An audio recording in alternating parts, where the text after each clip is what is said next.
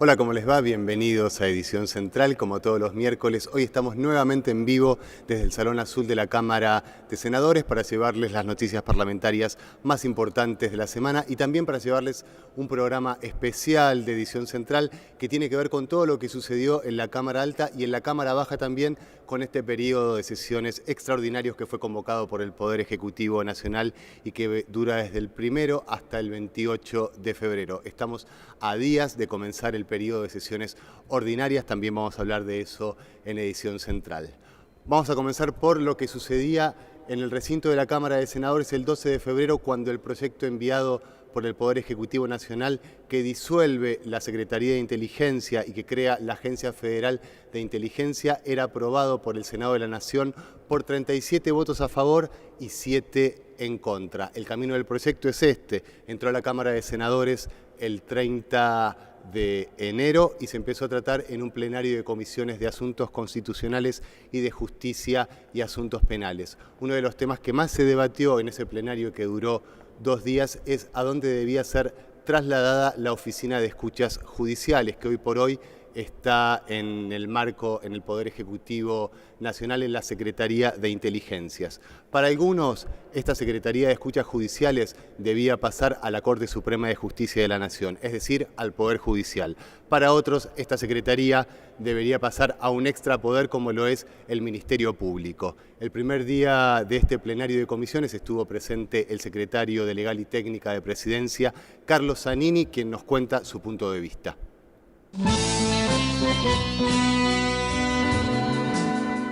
Nos proponemos entonces con este proyecto de ley mejorar, sin modificar sustancialmente, el Sistema Nacional de Inteligencia de la República Argentina. ¿En qué consiste esa mejora?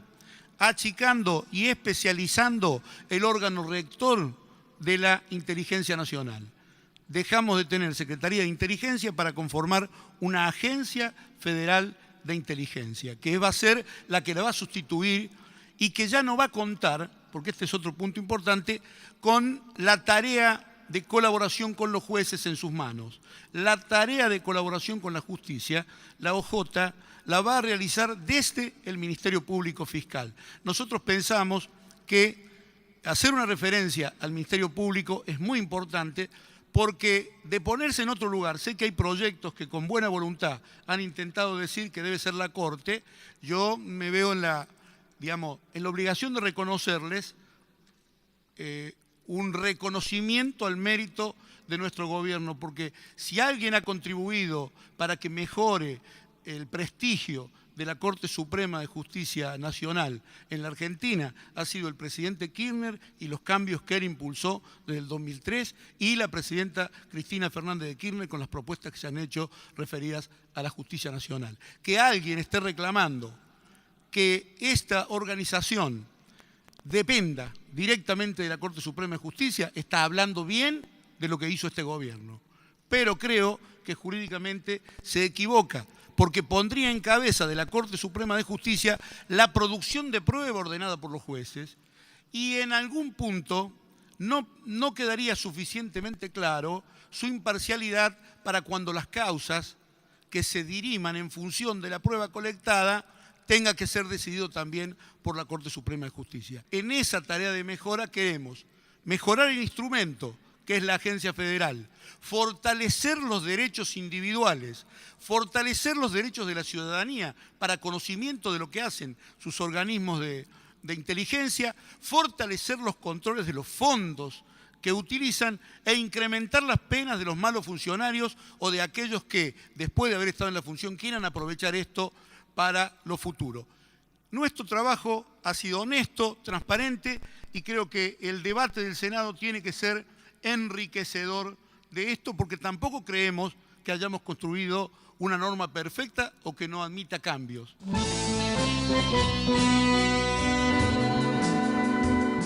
Escuchábamos recién al secretario de Legal y Técnica de Presidencia de la Nación, Carlos Zanini, quien participó del plenario de comisiones que trató el proyecto enviado por el Poder Ejecutivo Nacional para la creación de la Agencia Federal de Información.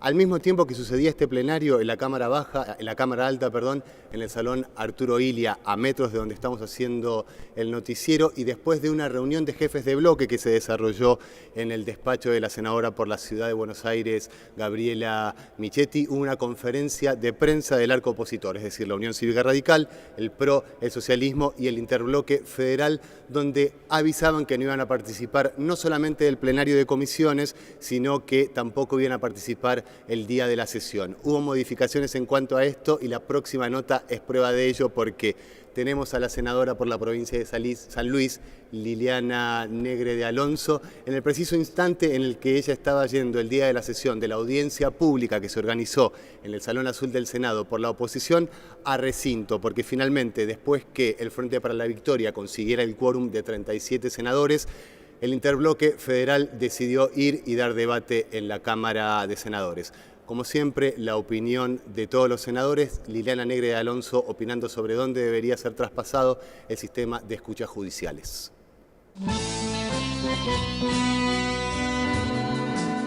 Se han presentado 2 preproyectos de leyes para modificar la ley de inteligencia, que era lo que nosotros queríamos que hiciera el oficialismo, no que sacara un dictamen express en 48 horas, sino que nos tomáramos tiempo para escuchar, que es lo que estamos haciendo nosotros, y después avanzar en una ley de consenso, que es lo que dijo el propio Berbisky en su diario de página 12 y lo que dijo el CELS acá. La ley de inteligencia tiene que ser una ley de consenso, o sea, la ley no modifica la realidad. La ley no tiene virtudes revolucionarias, es cambiar un organismo de un estamento a otro estamento. Hay un montón de organismos de inteligencia, gendarmería, prefectura, policía, la ex-CIDE. Bueno, no se dice qué se va a hacer con todo ello, es superposición de funciones. Y además un montón de artículos que dicen agregar ya están en la ley vigente. Lo que hay que cambiar son los personajes y las metodologías. Eso no se está haciendo. ¿Y dónde debería estar el sistema de escuchas? ¿En la Corte Suprema o en qué lugar? No, en la Corte Suprema. La máxima autoridad y es la última ratio de la constitucionalidad de protección de los derechos del ciudadano. Sistema de escuchas, de incorporarnos en las imágenes, en las computadoras, etcétera, de las personas, es una invasión a un derecho fundamental, un derecho humano fundamental, el derecho a la intimidad. Entonces tiene que estar ordenado y tiene que estar custodiado por el Poder Judicial de la Nación en su máxima autoridad, que es la Corte Suprema de Justicia.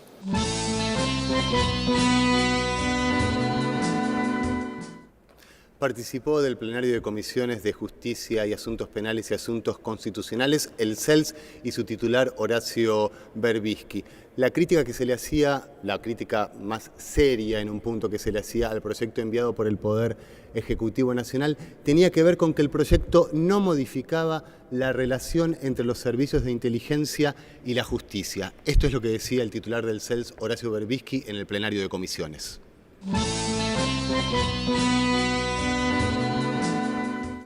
El funcionamiento del sistema de inteligencia en relación con la causa AMIA demostró una serie de extremos viciosos, incompatibles con la legalidad democrática, que exigen una profunda reformulación. En este sentido, nosotros consideramos que este proyecto, como respuesta a aquel compromiso, es muy positivo, es necesario hacer esa reformulación. Ahora bien, cuando analizamos el articulado del proyecto enviado por el Poder Ejecutivo, nosotros encontramos algunos elementos en los cuales coincidimos con la lectura crítica del licenciado Saín, otros en los que no. La doctora Litvacki lo va a exponer luego en detalle. Pero lo que queremos señalar es que en el proyecto de ley no solo no se corrige el que a nuestro juicio ha sido el defecto fundamental en el funcionamiento de la Secretaría de Inteligencia, sino que por el contrario se consolida lo que nosotros creemos que es un error, que es la actuación de la Secretaría de Inteligencia o de la agencia federal que la vaya a reemplazar como auxiliar de la justicia.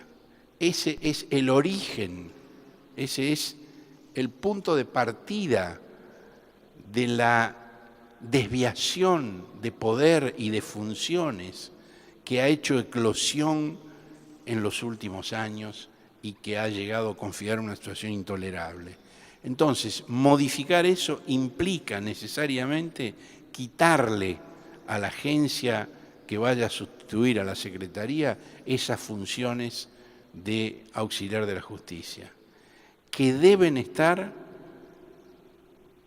concedidas a las organizaciones de las fuerzas de seguridad, a la Dirección Nacional de Inteligencia Criminal, a las policías, a las distintas fuerzas de seguridad.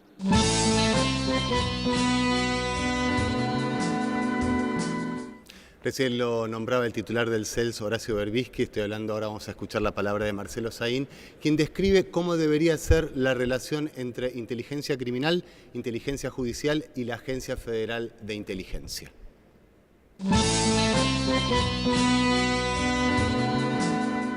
A mi entender, la propuesta del Poder Ejecutivo supone cambios trascendentes en este sistema. Y cambios que además tienen una fuerte connotación positiva, que implica una reestructuración del sistema de inteligencia concretamente hablando.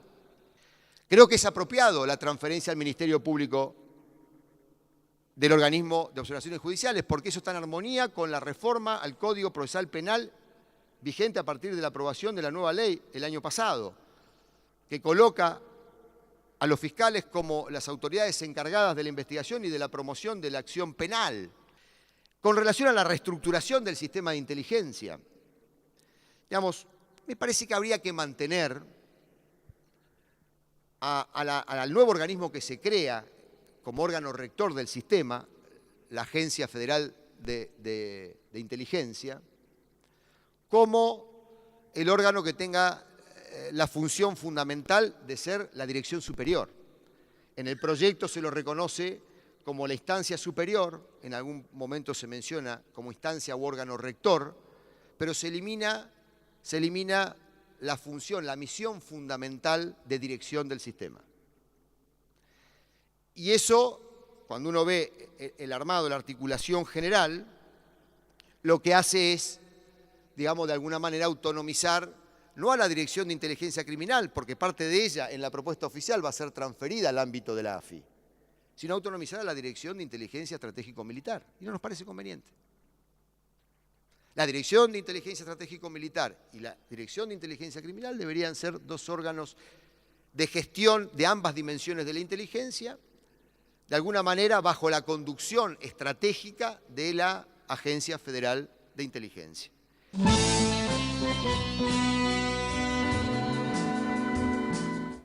Cambiamos de tema, vamos ahora a noticias internacionales en el Senado de la Nación.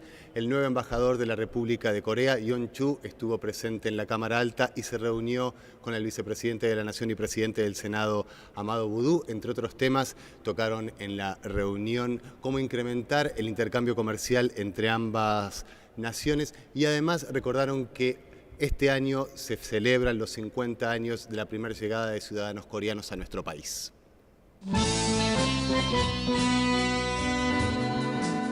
Argentina es un país muy importante por la producción de sus productos agropecuarios, también su tamaño de economía y también su fama y su liderazgo en el mundo latinoamericano. Por esta razón, es natural que visitar al Senado para saludar y esa es mi obligación.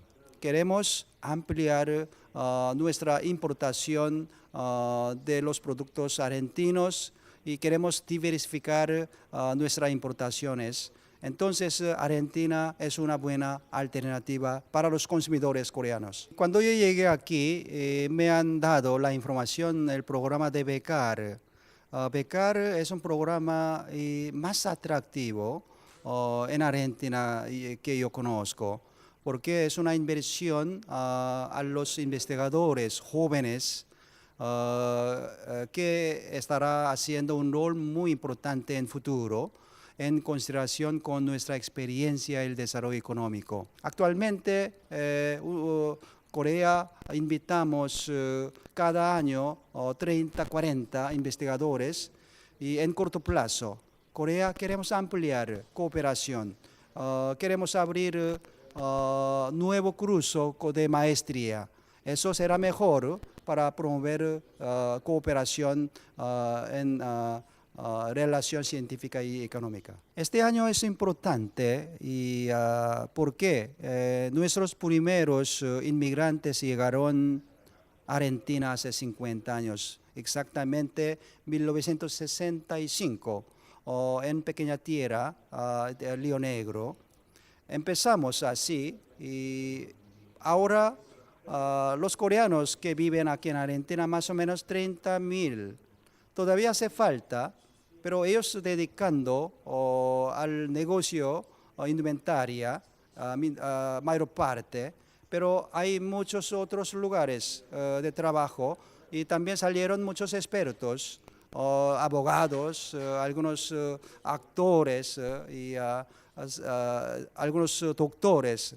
Cada vez más aumentando los expertos. Ellos quieren contribuir al desarrollo nacional de Argentina. Este 50 años tiene un significado muy grande para el pueblo coreano y también para el pueblo argentino.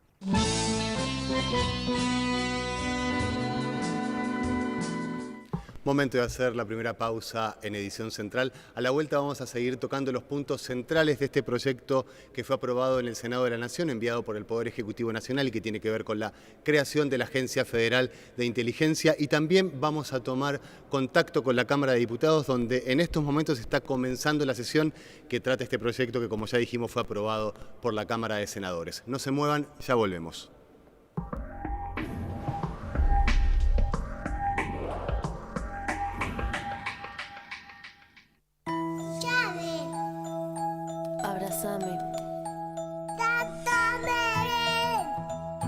Hablemos, tomemos algo y me decís lo que tengas que decirme.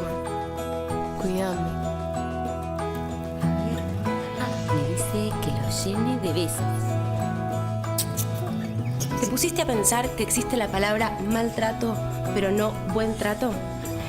Entra a www.buentrato.gov.ar y sumate para que esta palabra entre al diccionario y a la vida de todos los chicos y chicas de nuestro país.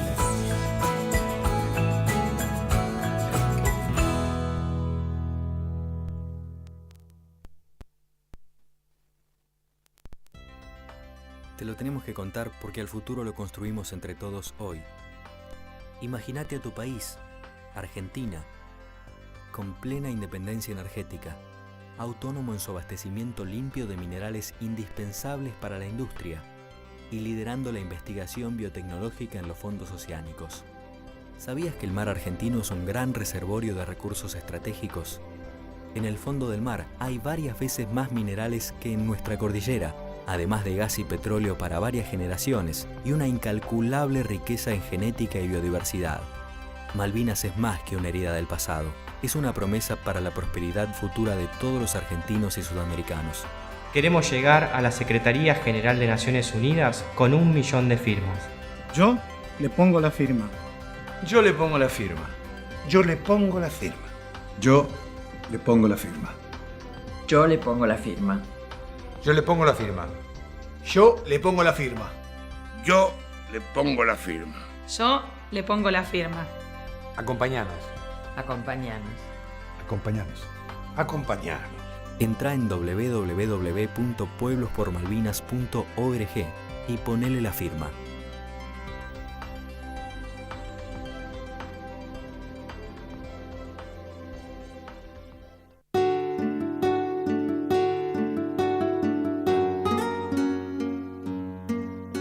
¿El sillón lo ponemos acá? No, porque ahí están los enchufes y ahí podemos enchufar la tele. La vemos desde ahí. Bueno, está bien, lo ponemos acá, ¿eh? ¿Te imaginas todo lo que vamos a hacer acá? Cuando vengan todos los chicos y se sienten ahí en el sillón para ver los partidos.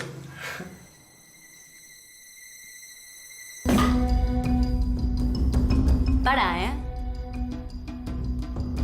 Si vamos a vivir juntos, acá va a haber reglas. Regla número 1. Si se rompe una canilla, se la arregla. No usamos las hornallas de la cocina para calentar la casa. Si lavamos los platos, enjuagamos, cerramos la canilla. Y si nos vamos, cerramos el calefactor y cuando volvemos lo volvemos a encender. ¿Y los partidos? Te asustaste. Junto con la redistribución de los subsidios residenciales y comerciales al gas y al agua, decidimos incentivar un consumo más responsable de nuestra energía. Por eso, si consumís un 20% menos de gas que en el mismo bimestre del año anterior, conservás este subsidio. Si ahorrás, seguís pagando lo mismo. Crecemos, invertimos mejor. Argentina nos incluye.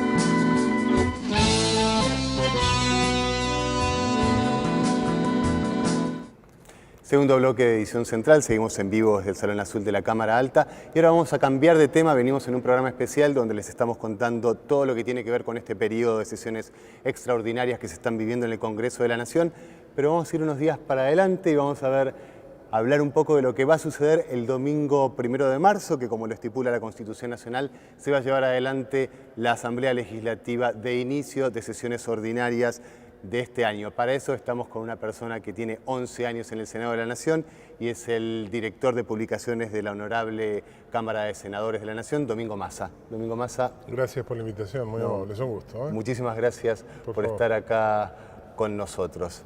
Empecemos desde lo básico. ¿Qué es una Asamblea Legislativa de inicio de sesiones ordinarias? Bueno, lo básico acaba de ser muy bien explicado. Adelante. En realidad, esta Asamblea convoca ambas cámaras y las mismas tienen por objeto dar inicio al periodo de sesiones ordinarias año tras año. Nosotros hemos vivido circunstancias que permiten ver estas tres opciones, es decir, en el mes de diciembre hubo prórroga de estas sesiones ordinarias, que estuvimos además trabajando en este sentido, porque hasta fines de noviembre nosotros tenemos las sesiones ordinarias. ¿Desde cuándo? Todos los años desde el día 1 de marzo. En su defecto, si es necesario, como en este momento estamos viviendo, en el mes de febrero tenemos sesiones extraordinarias. Entonces, lo que en el llano, en un lenguaje cotidiano, no el constitucional, debiera ser denominado como lo regular durante el año, es que desde el 1 de marzo hasta el último día de noviembre tenemos sesiones ordinarias y para ello ambas cámaras se convocan y le dan inicio a partir del 1 de marzo. Este día cambió. ¿Por qué el 1 de marzo? Porque antes las asambleas se realizaban el 1 de mayo. La respuesta es técnica. Esto quiere decir que en la reforma constitucional se adelantaron las fechas y se prorrogaron el plazo. Aquella vieja fecha de mayo a octubre tenía que ver con nuestras constituciones anteriores. La última constitución, la reformada, la de 1994, contempla la fecha desde el 1 de marzo hasta el último día de noviembre. Y de hecho nosotros lo vivimos en este precioso edificio que además tenía por su diseño una preparación muy establecida hacia las fechas más invernales. ¿Sí? Convocan ambas cámaras. Sí. Viene el Poder Ejecutivo, la Presidenta o Presidente de la Nación. ¿A qué? El Presidente de la Nación es el que da lugar formalmente al inicio del periodo de sesiones ordinarias por base constitucional. Esto quiere decir que el único orador permitido en una asamblea de apertura de sesiones ordinarias es el Presidente de la Nación. Con una particularidad, ¿quién preside la asamblea? El secretario parlamentario del Senado es el secretario de la asamblea y la presidencia de la asamblea está en manos del presidente del Senado. El doctor Estrada, va. El doctor Estrada lo ha venido llevando a cabo desde que es secretario parlamentario y en este caso nuestro presidente del Senado es quien preside la Asamblea. La Constitución es la única reglamentación que tiene potestad sobre la Asamblea de apertura de sesiones. Entonces, el único orador permitido es el presidente de la Nación, quien tiene a su vez la facultad para dar inicio al periodo de sesiones ordinarias.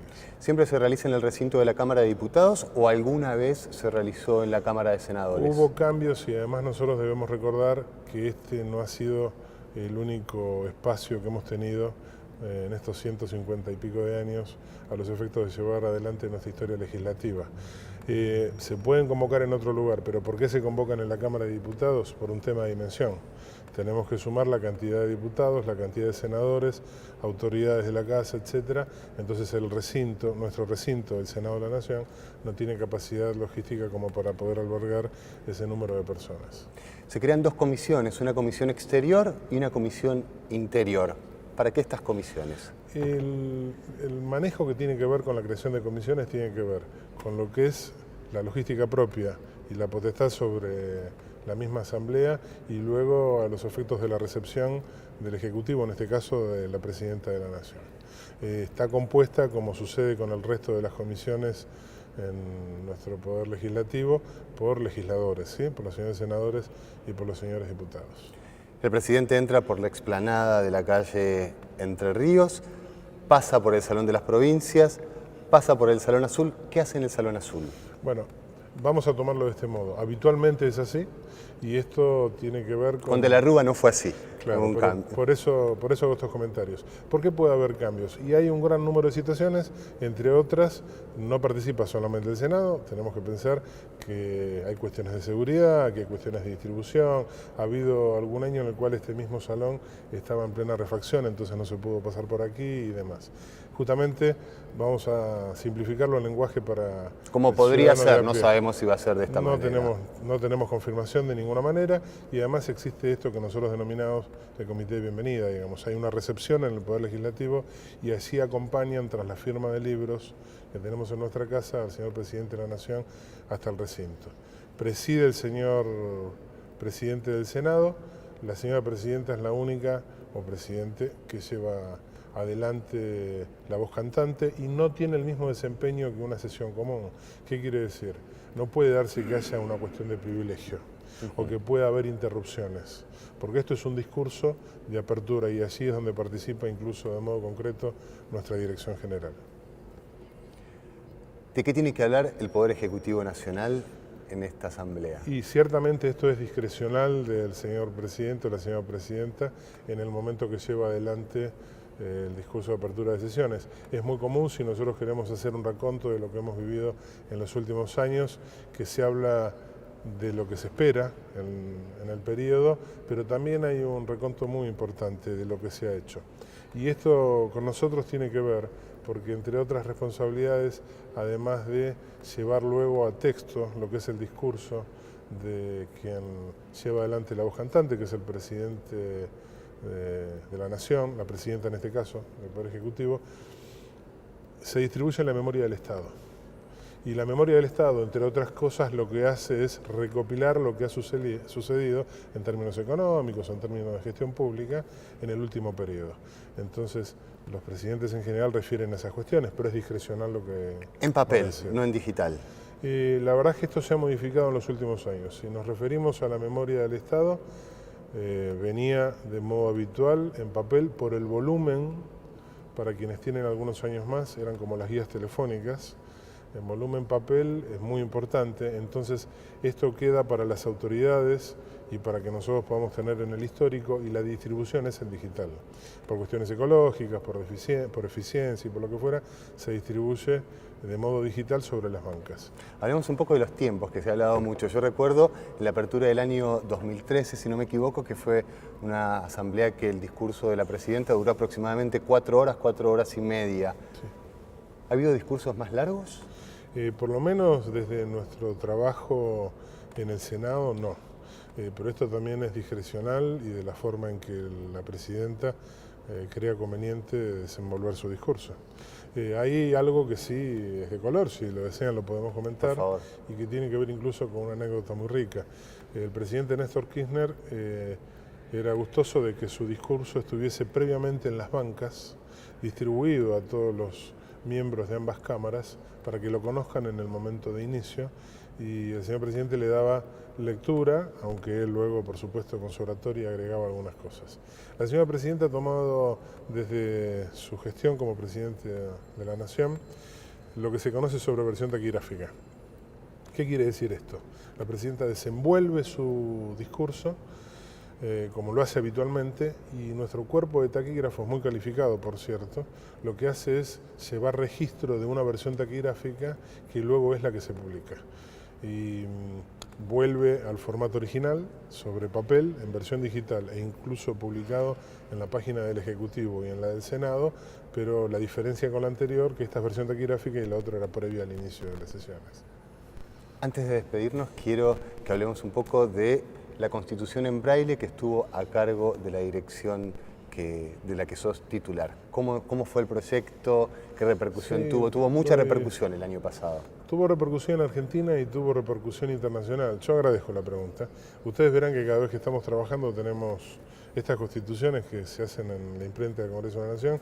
Estas son versiones de trabajo, las que nosotros denominamos rústica, y es nuestra herramienta principal de trabajo. Y ciertamente estábamos llevando adelante un intercambio con nuestra hermana República de Perú. Ellos mandaron algunos pasantes para que aquí pudiesen llevar adelante alguna tarea específica y nosotros fuimos a dar una capacitación en el Congreso de Perú. Ahí sí es unicameral. En forma de agradecimiento, al culminar, ellos realizan algunos regalos de carácter institucional y me hacen a mí uno de modo personal, que luego yo he trasladado aquí al Senado de la Nación, y es una constitución en braille, con un tamaño muy grande, algo muy llamativo, y debo decir, como se suele decir en la calle, en los términos, me hizo ruido, porque nosotros trabajamos publicaciones especiales, tenemos tiempos muy afinados en cuanto al proceso de formación de la ley para que el material llegue al recinto, pero el Congreso de la Nación nunca había producido una Constitución Nacional en braille. Entonces, lo primero que hicimos fue consultar a una persona ciega que tenemos en nuestra oficina, que es Juan Basile, si tenía posibilidad y si se encontraba en condiciones de llevarlo a la práctica. Y decidimos que la primera Constitución en braille debiera ser artesanal, casi de modo emblemático. Se fueron sumando personas. Guillermo Ernst, que trabaja en una comisión, también es ciego, y algunas otras personas que han contribuido con discapacidad. Y él, con su máquina Perkins muy antigua, comienza a teclear y en unos meses concluye nuestra Constitución en braille, que además fue corregida y con el formato que corresponde, y fue presentada en público.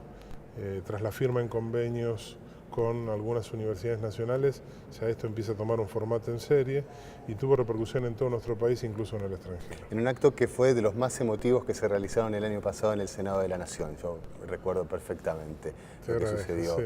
Te quiero felicitar por esto. Gracias, quiero preguntarte antes de despedirte, ¿proyectos para este año? Tenemos mucha tarea, ciertamente.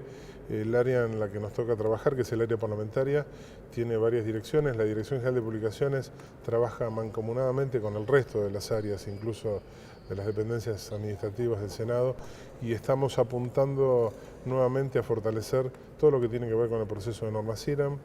Debo anticipar algo, estamos ya prácticamente trabajando en restauración de algunos de los documentos fundacionales que nuestro país tiene, por ejemplo, el que está en la Casa de Tucumán, de 1816, nos han pedido que trabajemos en ese sentido. Hay cerca de 200 obras, publicaciones especiales ya en danza que han pedido los señores senadores para que tengan publicación.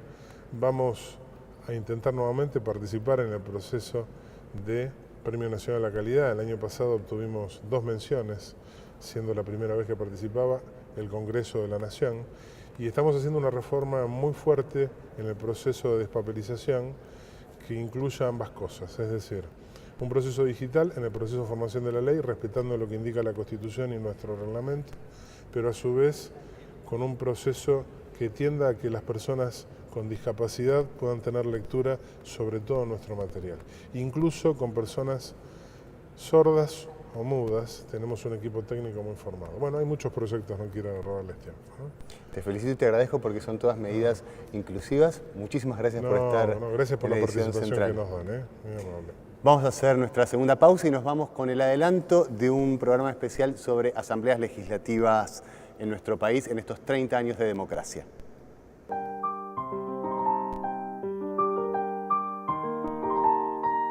Todo jefe de Estado tiene un proyecto de nación y en ese proyecto es en el que inscriben sus políticas de gobierno. Uno de los momentos de privilegio que tiene el Poder Ejecutivo Nacional para poder exponer este proyecto es al inicio del año legislativo, en la apertura de sesiones ordinarias que se lleva adelante en el recinto de la Cámara de Diputados. Además, el Poder Ejecutivo Nacional tiene que dar cuentas de la situación del país. En este programa haremos un recorrido por las asambleas de apertura de sesiones más significativas desde el retorno de la democracia. Cómo los presidentes dan cuenta de sus acciones de gobierno ante los diputados y senadores. Qué cosas eligen destacar de su gestión. Cómo analizan los mandatarios el momento histórico en que les tocó gobernar.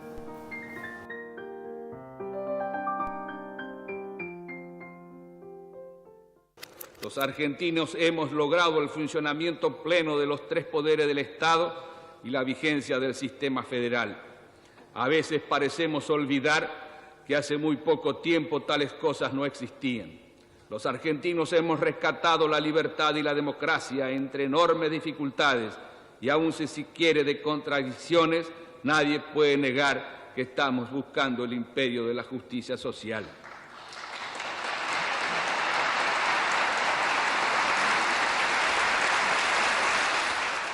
No es cuestión de un solo partido político.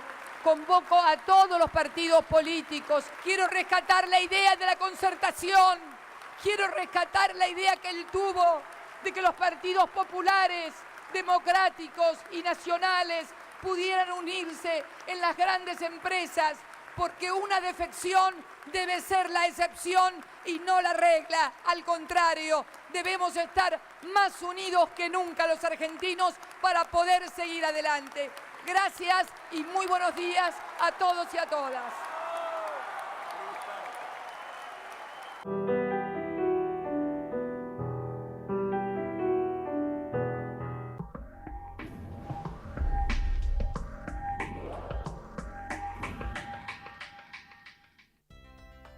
Te lo tenemos que contar porque el futuro lo construimos entre todos hoy.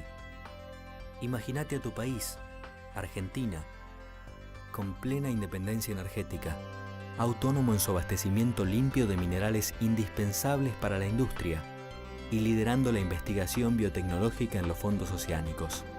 ¿Sabías que el mar argentino es un gran reservorio de recursos estratégicos?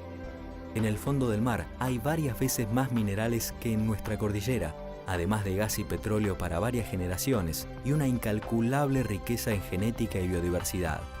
Malvinas es más que una herida del pasado, es una promesa para la prosperidad futura de todos los argentinos y sudamericanos. Queremos llegar a la Secretaría General de Naciones Unidas con 1 millón de firmas. Yo le pongo la firma. Yo le pongo la firma. Yo le pongo la firma. Yo le pongo la firma. Yo le pongo la firma. Yo le pongo la firma. Yo le pongo la firma. Yo le pongo la firma. Yo le pongo la firma. Acompañanos. Acompañanos. Acompañanos. Acompañanos. Entra en www.pueblospormalvinas.org y ponele la firma.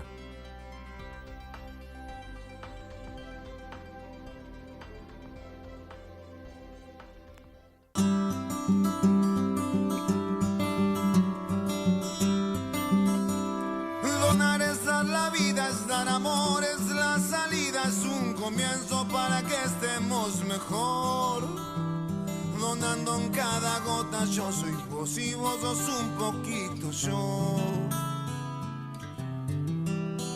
Dona que esta es tu casa, que en mi cuerpo todo pasa. Hermano, yo te doy mi corazón.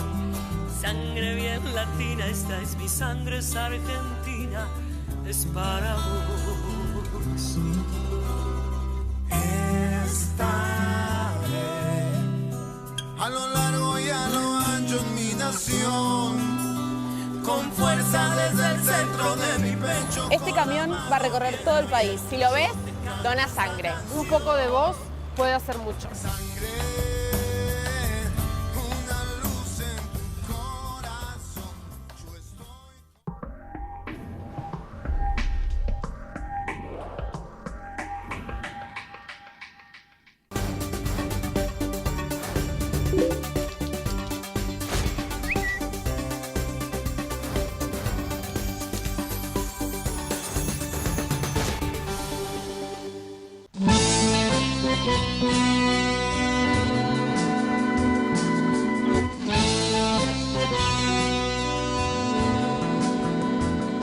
Tercer bloque de Edición Central, seguimos en vivo desde el Salón Azul de la Cámara de Senadores, pegados a lo que es el recinto de la Cámara de Diputados, donde todavía no ha comenzado el debate sobre la creación de la nueva Agencia Federal de Inteligencia. Sí les podemos decir que se ha realizado un homenaje al expresidente Néstor Kirchner porque el día de hoy hubiese cumplido 65 años. Vamos a seguir desarrollando en Edición Central todo lo que tiene que ver con este periodo de sesiones extraordinarias, donde el Senado de la Nación aprobó y giró a la Cámara de Diputados por 37 votos a favor y 7 en contra el proyecto enviado por el Poder Ejecutivo Nacional que crea la Agencia Federal de Inteligencia.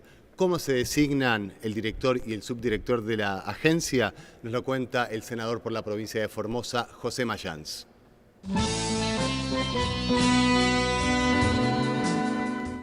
Hay una propuesta importante por parte del Poder Ejecutivo de la modificación de la Ley 25.520, que es la Ley de Inteligencia.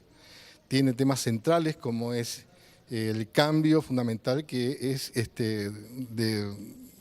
dar de baja el servicio de inteligencia y generar el Servicio Federal de Inteligencia. Y por ejemplo, el director y el subdirector con acuerdos del Senado, que ustedes saben cuál es el procedimiento que tiene en la Comisión de Acuerdo, que inclusive puede ser impugnado por la oposición o por el senador que sea o por los entes que sean, porque se hace público el nombramiento del director, del vicedirector, como así también cambios centrales en cuanto al comportamiento que tiene que tener el Servicio de Inteligencia y en cuanto a la función de este Servicio de Inteligencia.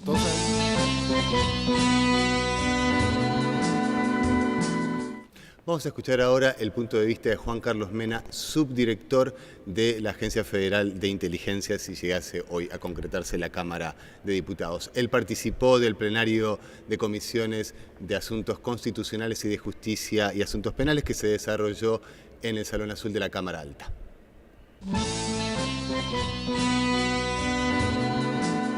Se crean dos nuevos tipos penales en función de algunas modificaciones e innovaciones que propone este proyecto de ley, que son el de las actividades de inteligencia no autorizadas, para aquel personal o miembro de los organismos de inteligencia que desarrollen actividades de inteligencia no contando con la debida autorización de las autoridades políticas que conducen los organismos de inteligencia. Se prevé un tipo penal específico con una pena de prisión de 6 meses a 3 años e inhabilitación también especial por el doble de tiempo para todas aquellas personas que incumplan con la prohibición que fija el artículo 15 bis del presente proyecto de ley.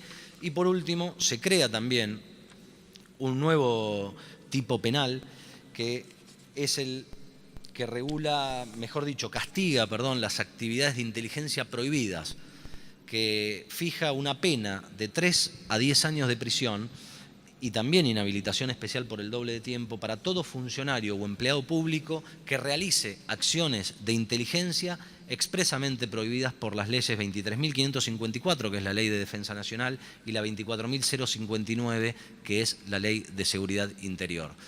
En este sentido, lo que se propone el proyecto es dar un claro mensaje respecto de las actividades de inteligencia ilegales o prohibidas, incorporando un sustancial aumento e incremento de las penas para su correcta sanción por parte del Poder Judicial en todo caso que detectemos la realización de actividades de inteligencia no autorizadas o prohibida incluso por las leyes.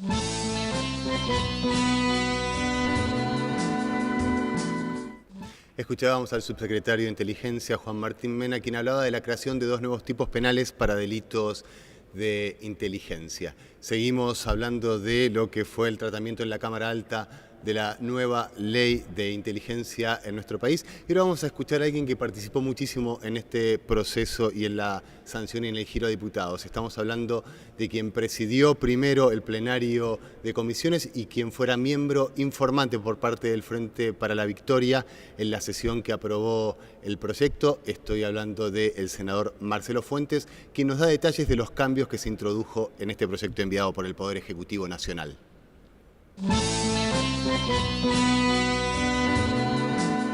La autoridad central de inteligencia, la agencia, y los 2 subsistemas, tanto el sistema estratégico militar como el sistema de inteligencia criminal están contenidos, controlados y direccionados por esa agencia, cada uno con finalidades muy concretas. Muchas veces cuando los agentes de inteligencia trabajan como auxiliares de justicia, terminan en connivencias dolosas y espurias con jueces y fiscales.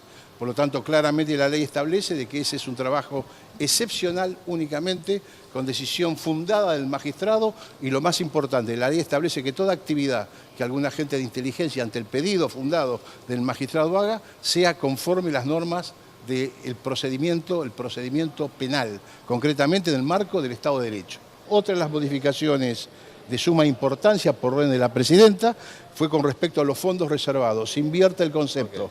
Los fondos no son más reservados de la actividad de inteligencia, los fondos son públicos, son reservados únicamente cuando estén destinados a operaciones muy determinadas y concretas. Se invierte el tema, ¿no es cierto? Se simplifica el tema, ¿no es cierto?, de los tiempos de reserva, 15 años como máximo, pero se incorpora el derecho que cualquier ciudadano u organización con un interés legítimo puede pedirle al Ejecutivo que ordene la desclasificación de esa información antes que vence el plazo. Y la Presidenta puede también en cualquier momento ordenarla.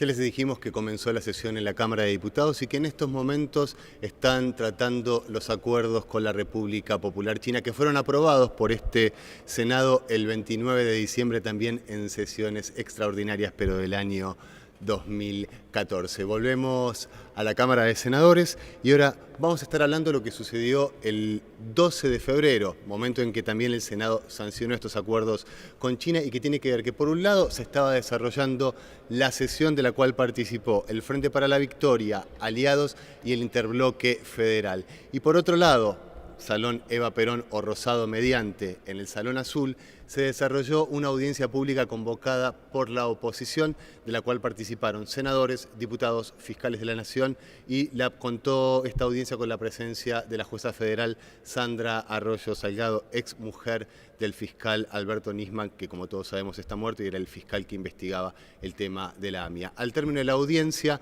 pudimos hablar con el jefe de bloque de la Unión Cívica Radical, Gerardo Morales.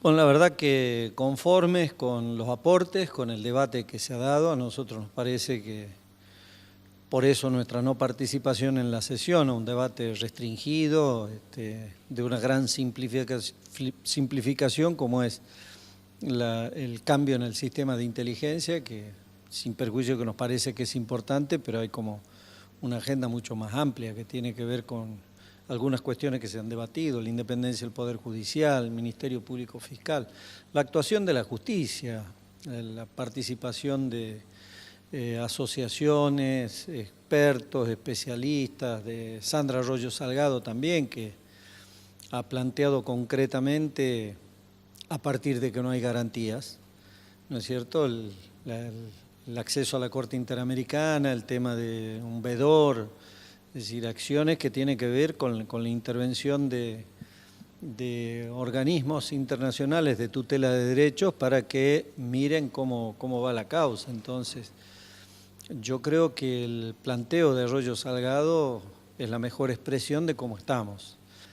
Y bueno, el 25 vamos a tener otra audiencia pública donde pretendemos seguir trabajando un compromiso para que firme referentes de partidos políticos y también los candidatos presidenciales, los que eventualmente vayan a ser futuros presidentes del país. Creo que no le hace bien a las instituciones esta fragmentación, pero bueno, tiene que haber un punto en que el gobierno escuche. Nosotros nos sentimos no escuchados, no tenidos en cuenta. Cuando hay en debate un tema tan trascendente, creo que la actitud del gobierno debiera haber sido escuchar, tal vez aceptar algunos de los otros ejes de la agenda. No es solo el tema de la CIDE, el Ministerio Público Fiscal, la independencia de la justicia, entre otros temas que estamos planteando. Así que yo creo que no es bueno el escenario, pero bueno, esperemos que el gobierno reflexione sobre esto y podamos sentarnos a hablar de todo.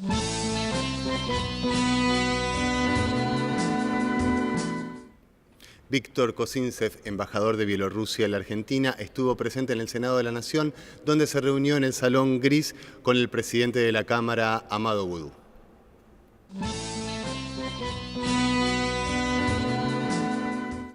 Con Argentina tenemos buenas relaciones. Claro que falta por mucho que hacer.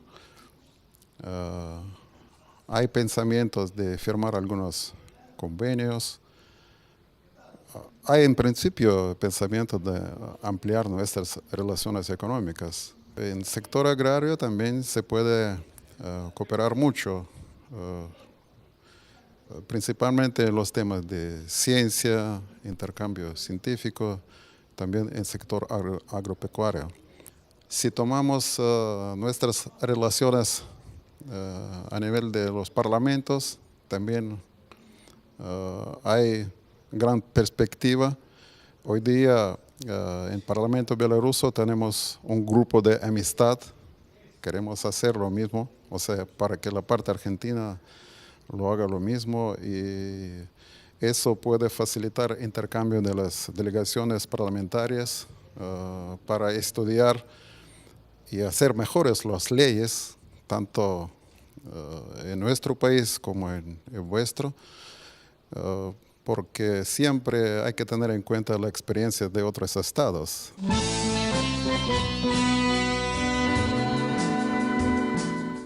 Nueva pausa en Edición Central, ya volvemos con más información parlamentaria en vivo desde el Salón Azul de la Cámara de Senadores.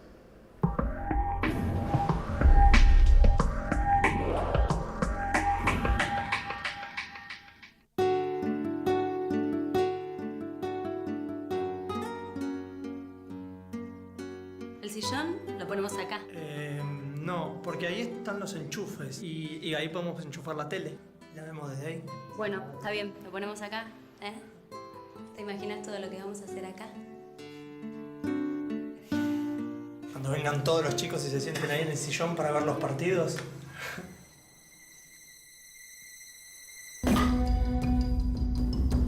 Pará, ¿eh?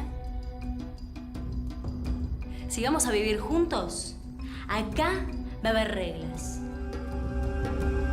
Regla número 1. Si se rompe una canilla, se la arregla. No usamos las hornallas de la cocina para calentar la casa. Si lavamos los platos, enjuagamos, cerramos la canilla. Y si nos vamos, cerramos el calefactor y cuando volvemos lo volvemos a encender. ¿Y los partidos? Te asustaste. Junto con la redistribución de los subsidios residenciales y comerciales al gas y al agua, decidimos incentivar un consumo más responsable de nuestra energía. Por eso, si consumís un 20% menos de gas que en el mismo bimestre del año anterior, conservás este subsidio. Si ahorrás, seguís pagando lo mismo. Crecemos, invertimos mejor. Argentina nos incluye. Es verdad cuando la gente dice que la medicina es una profesión sacrificada. Los médicos somos médicos en todos lados, en casa, en la calle, en el consultorio y en el hospital. Cuando empecé a trabajar en la guardia fue duro. Me angustiaba muchísimo. Hasta pensé en dejarlo. ¿Esto es lo que elegí?, me preguntaba. Después veía a mis compañeros dejando todo en una emergencia, en un parto o en el quirófano. Ellos nunca bajaron los brazos. Porque acá el resultado no es sacar un producto mejor o peor. El resultado puede ser salvarle la vida a alguien. ¿Sabés lo que vale verle la cara a un nene que vuelve a sonreír? Eso no tiene precio. No importa quién sea el paciente. Acá atendemos a todo el mundo. En otros países, si no tenés el carnet con el último cupón de pago, te dejan en la puerta. Por eso, aunque a veces las cosas se compliquen o no demos abasto, yo apoyo la salud pública de calidad. Y porque el Estado argentino ve personas, no números. Y porque cada año tenemos nuevos y mejores hospitales.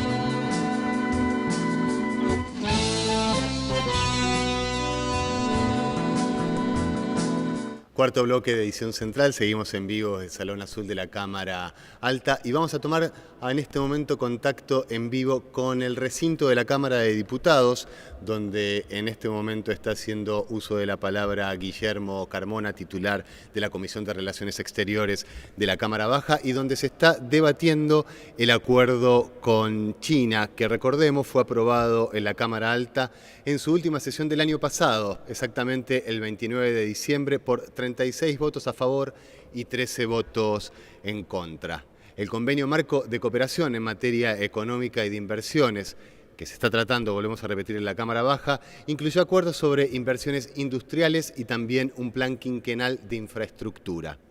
Durante el tratamiento del proyecto en el recinto, el convenio fue defendido por el presidente de la Comisión de Relaciones Exteriores de la Cámara Alta, el sanjuanino Ruperto Godoy, quien resaltó que a la Argentina le van a quedar grandes obras como las represas o los trenes. Como correlato del respaldo legislativo firmado entre ambos países, la presidenta Cristina Fernández viajó a comienzos de febrero a China para avanzar en la alianza estratégica con el país asiático. En el marco de esta visita, el ministro de Economía, Axel Kicillof, firmó un acuerdo para la construcción de la represa El Tamboral, con una inversión de $400 millones, de la cual Techint va a construir el 70% de la obra. El titular del Palacio de Hacienda destacó que a partir del acuerdo con China se crearán más de 140.000 puestos de trabajo. Algunos datos más sobre el acuerdo son que ambas naciones tienen un intercambio comercial significativo, casi equivalente a $15.000 millones por año. Las inversiones chinas para la construcción de las represas hidroeléctricas Néstor Kirchner y Jorge Zepernik en Santa Cruz equivalen a $4.700 millones. El acuerdo permitirá una expansión en la generación eléctrica y el aprovechamiento de recursos naturales. Se destinarán $2.400 millones para el Belgrano Cargas. Vamos a escuchar lo que está diciendo el presidente de la Comisión de Relaciones Exteriores de la Cámara Baja, Guillermo Carmona. Un esquema de articulación con los BRICS y en ese marco la relación con China, con Rusia, con la India, con Sudáfrica, viene siendo potenciada particularmente a partir de nuestra importante vinculación en el proceso de integración con otro protagonista de los BRICS, que es Brasil. Voy a hacer algunas consideraciones, señora presidenta, respecto de las observaciones que ha planteado la oposición. Yo decía inicialmente que la oposición focalizó su crítica, la oposición política y también la oposición mediática, con un amplio despliegue periodístico en relación a estas cuestiones, en los artículos 5 y 6. Se ha cuestionado el hecho de que se defina que el Gobierno de la República Argentina, en el artículo 5, en materia de infraestructura, de conformidad con las disposiciones de dicho convenio complementario de cooperación en materia de infraestructura, aplicará el proceso de adjudicación más ventajoso que se utiliza en programas de cooperación similares con otros países en relación a proyectos del sector público establecidos en el plan integrado. Pero sobre todo se cuestiona lo relativo a que podrán efectuarse a través de la adjudicación directa, siempre que estén sujetos a financiamiento concesional de la parte china y que la adjudicación se realice en condiciones ventajosas de calidad y precio. Esta observación, a la que le hemos prestado una especial atención, va complementada de otra que tiene que ver con el artículo 6, las facilidades en materia de la realización de actividades lucrativas y la especial referencia a cuestiones laborales y profesionales. En relación con esto, queremos decir fundamentalmente que estos artículos no pueden ser leídos con abstracción de lo que establecen los artículos, el resto del articulado de este convenio marco. En primer lugar, señalar que el artículo primero establece con meridiana claridad que las partes se comprometen a promover la cooperación económica en las distintas áreas y sectores dentro del marco de sus legislaciones vigentes y sobre la base de la igualdad y el beneficio mutuo. Y en ese sentido hay que destacar que este convenio no deja sin efecto, no relativiza y mucho menos deroga expresas disposiciones legales que están vigentes en la República Argentina. Quiero decir que en materia jurídica estos acuerdos no afectan en nada la aplicación de la Ley 21.382 de inversiones extranjeras, del convenio entre la República Argentina y China para la promoción y protección recíproca de inversiones, la Ley de compras y contrataciones del Estado Nacional y la Ley 25.871 de migraciones, para dar algunos ejemplos. Por otra parte, creo que es importante destacar que este convenio marco de cooperación tiene como antecedentes convenios que han sido celebrados por la República Argentina, convenios que han implicado... Seguimos en la edición central, estamos escuchando la palabra de Guillermo Carmona, quien es miembro informante por el Frente para la Victoria, por los acuerdos firmados con la República Popular China, además de ser el titular de la Comisión de Relaciones Exteriores de la Cámara Baja. Vamos a seguir tratando este tema, pero con algo que sucedió el día de ayer en la Cámara de Senadores, más precisamente en el Salón Azul del Senado, donde el senador por la Ciudad de Buenos Aires, Fernando Pino Solanas, convocó a una audiencia pública para tratar este tema. Participaron, como lo venimos diciendo, Fernando Solanas, además del ex titular de la Unión Industrial Argentina, actual representante en la Cámara Baja del Frente Renovador, José Ignacio de Mendiguren, y la senadora por la provincia de Córdoba, Norma Morandini.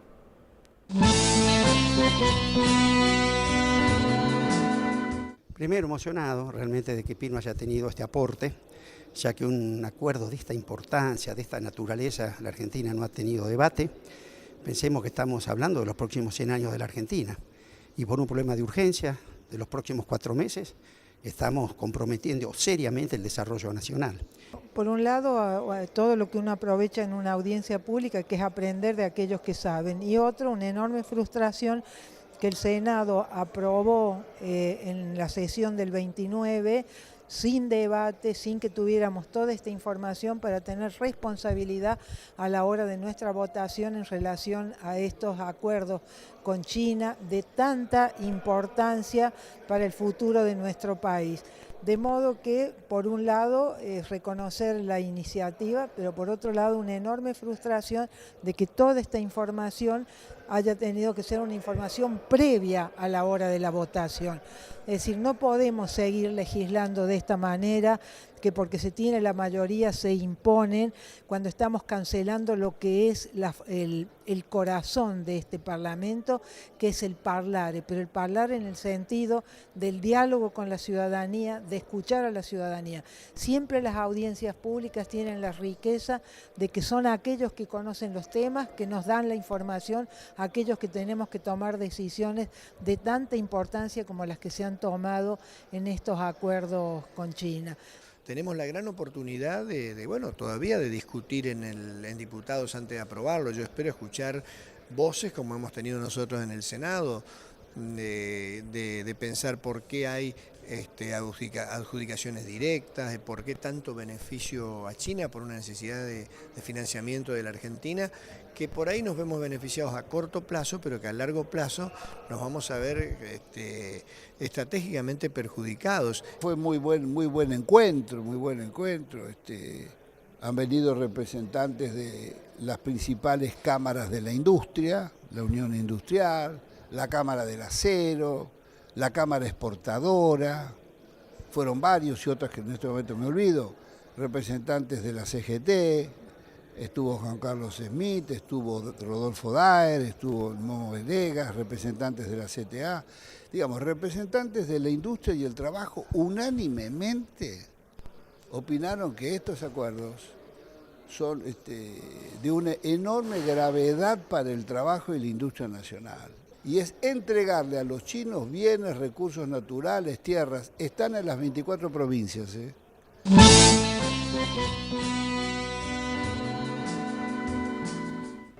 Vamos a relajarnos un poco en la edición central con la información parlamentaria y vamos a comenzar a hablar de la apertura de los ciclos de cine que se llevan adelante en la Biblioteca del Congreso. Ciclos que tienen entrada libre y gratuita y de los cuales ustedes van a poder disfrutar en una sala especialmente acondicionada con última tecnología, pero donde se ve cine como se hacía antes, es decir, sin interrupciones, sin papelitos, sin olor a comida, Los asientos son sumamente cómodos, así que yo los invito a que vayan a la Biblioteca del Congreso y vean lo que es esta maravilla que es la Sala Leonardo Fabio. Vamos a ver el tráiler de la primera película. La primera película que se proyectará en este ciclo es el martes 3 de marzo a las 18 horas, es Cautiva, una película argentina dirigida por Gastón Viravent, con participación de Bárbara Lombardo, Hugo Arana, Osvaldo Santoro y Susana Campos, entre otros. La película cuenta la historia de Cristina, una joven de 15 años argentina que es retirada abruptamente de su clase en un estricto colegio católico en la ciudad de Buenos Aires y es llevada ante un juez. Este juez le revela que ella es en realidad Sofía Lombardi, la hija de una pareja de jóvenes arquitectos militantes desaparecidos durante los años 70. Una historia que ha ocurrido muchísimo en nuestro país. Casi siempre en Edición Central hablamos del trabajo de abuelas de Plaza de Mayo y de la recuperación de nietos. Vamos a ver ahora la otra propuesta que tiene la Biblioteca del Congreso de la Nación en materia de cine para el próximo jueves, también en el horario de las 18 horas. Estamos hablando de El Ángel Exterminador, un clásico de Luis Buñuel de 1962. La película se desarrolla en la mansión de los Nobile al terminar la cena. Los invitados descubren que por razones inexplicables no pueden salir del lugar al transcurrir los días. La cortesía inicial de los invitados se transforma entonces en el más primitivo instinto por la supervivencia. La película es una parábola de la sociedad burguesa de la época. Hecha la invitación para que concurran a la Biblioteca del Congreso con entrada libre y gratuita a disfrutar de lo que es la Sala Leonardo Fabio en ese espacio cultural. Estamos llegando al final de Edición Central del día de hoy. A continuación, en la programación de Senado TV vamos a tomar contacto en vivo y en directo y nos vamos a quedar con todo lo que está ocurriendo en la Cámara de Diputados de la Nación. Recordemos que hoy se tratan dos proyectos, uno que tiene que ver con la creación de la Agencia Federal de Inteligencia, que fue aprobado ya por el Senado de la Nación en las sesiones extraordinarias de febrero de 2015, y otro proyecto que fue aprobado el 29 de diciembre y que tiene que ver con la alianza con China y los contratos que se han firmado entre nuestro país y el gigante de Asia. Nosotros nos volvemos a encontrar el próximo miércoles, donde les vamos a llevar todo lo que tiene que ver con la Asamblea Legislativa, solo como Senado TV lo puede hacer. Muchísimas gracias por habernos acompañado.